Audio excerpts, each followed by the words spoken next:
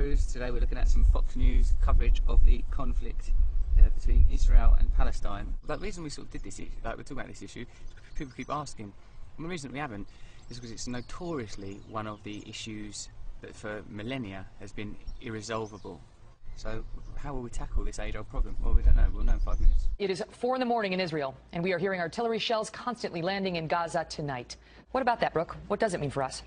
Well, I think it means that we have to pay attention very, very closely, because there are several reasons why Americans should care very deeply about this current conflict. And number one, because of 9/11, because Hamas and Al-Qaeda are the same type of Islamist terrorist groups that are theologically motivated with the goal of destroying the West.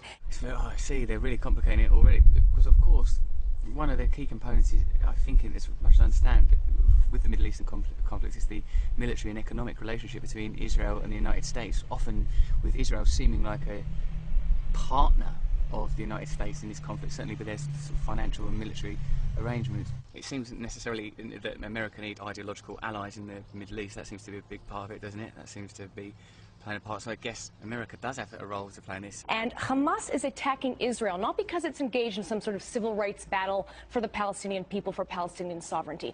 Although, if they were, it would be a legitimate one, because Palestinian sovereignty was agreed, and their borders have been continually impeached upon since the establishment of Israel. What we're seeing right now is the media is misrepresenting what's going on the ground. It is accusing Israel of engaging in war crimes, even though Israel... They're highlighting the civilian casualties, which are all on the Palestinian side. But you know how you have to look at the statistics sometimes? I think there's been 230 civilian deaths for Palestinians and only 1 Israeli death. With the powerful lies the obligation. In any situation where there's an imbalance of power, the ones with the most power can have the most impact. The United States, if they're in a conflict with Vietnam, they've got more power, so they've got more power to make the situation worse, more power to make the situation better. So seemingly, militarily, at least, Israel are more powerful in this situation. When you describe them, of course, one wonders how could this ever be resolved? Egypt is trying to broker this truce and find a peace between the Palestinians and the Israelis. I heard about that peace deal. They didn't talk to the Palestinians properly. Palestine aren't being incorporated into any kind of diplomatic process. Apparently, whenever they've got near to peace deals, they have not been respected. Whenever borders have been agreed upon, that's not been observed. And you can have a look at a map of the way that Palestinian territories have been encroached upon since the establishment of the State of Israel. It's pretty harrowing.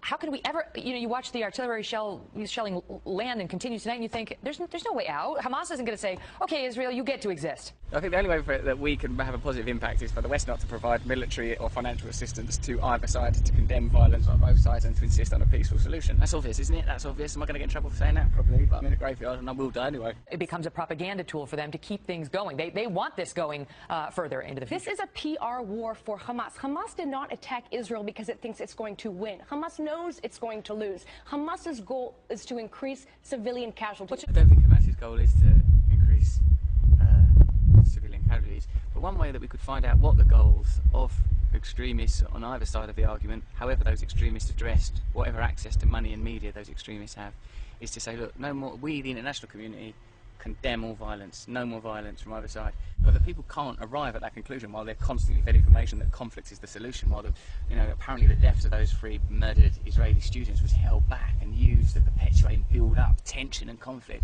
But we ain't got no consensus. None of us want that to be going on over there. We're all outraged by death on either side.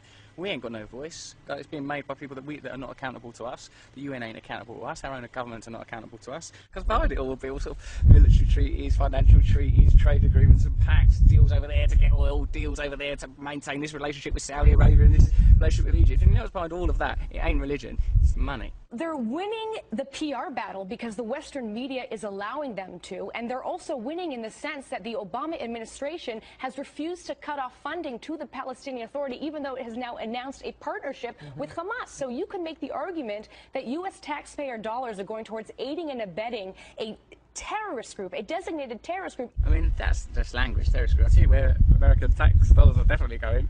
Israel. There's no doubt about that. Some very powerful lobbying groups representing the interests of Israel in American politics. It is currently engaged in a war against our ally and murdering its own civilians in the process. It's important to keep this in mind as you watch, the darkness there in Israel. We're so far away there in Gaza and wonder why. Why are we covering this? Why is this all over every major channel? Those are some of the reasons why. Brooke, good to see you. Well done. On Fox News, they have to explain why that's important. I've met lots of people in America. Some of them must be watching Fox News, much as I've met people who read the Daily Mail in England, and everyone's beautiful, basically, if that's the frequency that we choose to commune on, if that's the aspect of our consciousness we choose to elevate. So I suppose that the only thing we can do is, as one, make a decision that we want peace, not to support or perpetuate violence by funding military activity on either side. That is some truths, that is some complex truths. But before you get anxious, remember, you'll be dead soon. Bye-bye.